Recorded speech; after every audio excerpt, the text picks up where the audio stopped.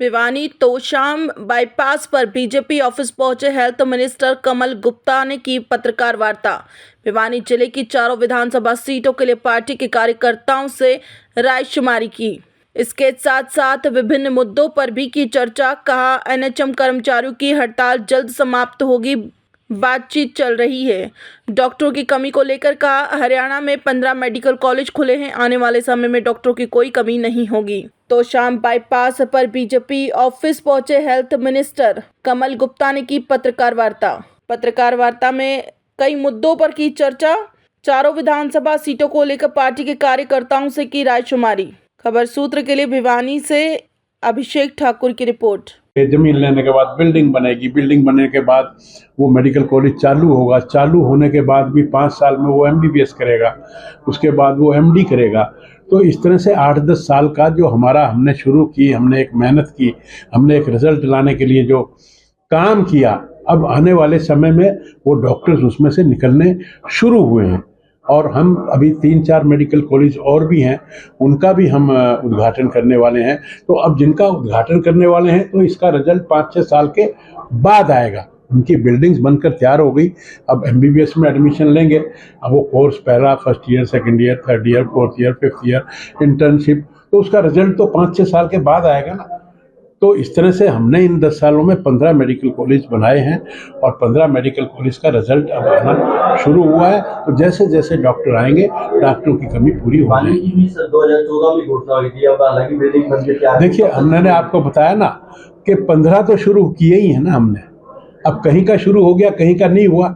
ऐसा नहीं होता कि 22 के 22 जिलों में ही हम अभी शुरू कर दें। कुछ जगह जमीन ली है, कुछ जगह अलग अलग स्टेजेस पर अलग अलग अवेलेबिलिटी के ऊपर भी निर्भर करता है। तो उस दृष्टि से हम काम कर रहे हैं। कांग्रेस ही ने आपकी सहयोगी पार्टी रही थी सरकार में जो थी, वो भी आरोप लगाती कि अब जो घोषणाएं की जा रही है वो निकल गई ना, वो छोड़ दिया। क्यों नहीं उन्होंने 4 साल तक कोई बात की? अब तो वो आरोप लगा रहे हैं, लेकिन क्यों नहीं उन्होंने 4 साल तक बात की? उनका क्या स्टेटस रह गया, क्या जगह रह गई? उनके 10 MLA थे, 6-7 टूटने को तैयार हैं। उनके बारे में हम क्या बोलें? उनका तो आज अस्तित्व 0 हो गया है।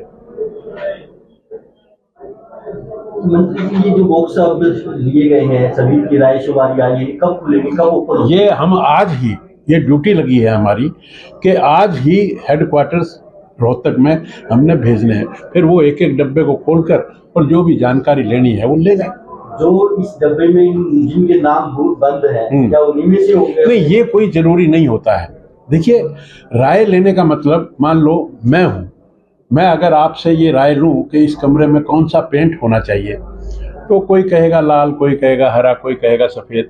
अब ये कोई जरूरी तो नहीं कि उन 3 ने जो बताया उन्हीं में से लगे। इनके अलावा भी बहुत सारे और भी सर्वे होते हैं। तो सब सर्वों को मिलाकर जो भी नेतृत्व पर हमें पूरा विश्वास है, जो वो फैसला करेगा वो सबको सहर्ष और सर्वमान्य होगा।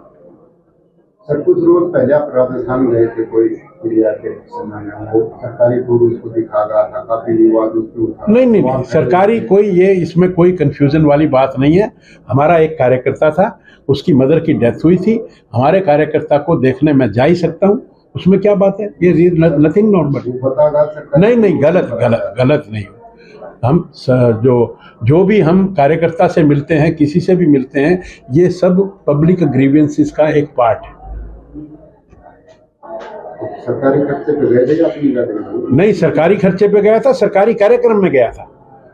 और लोगों से मिलना भी सरकारी कार्यक्रम होता है।